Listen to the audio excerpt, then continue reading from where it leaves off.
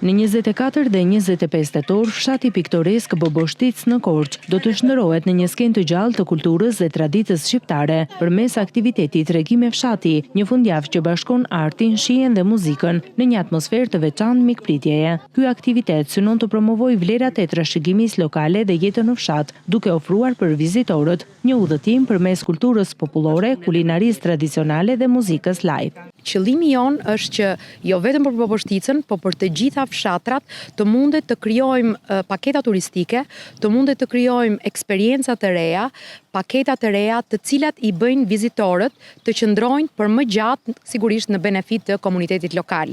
E kemi filluar nga QTB-ja e Korçës. Pse? Sepse turizëm rural pa bujqësi nuk mund të ketë. Këtu ka plane për të risistemuar dhe për të kthyer në një eksperiencë, sidomos për fëmijët, për të parë bagëtit, për të parë mbashtimin e këtyre kafshëve që ndodhen sot në QTB.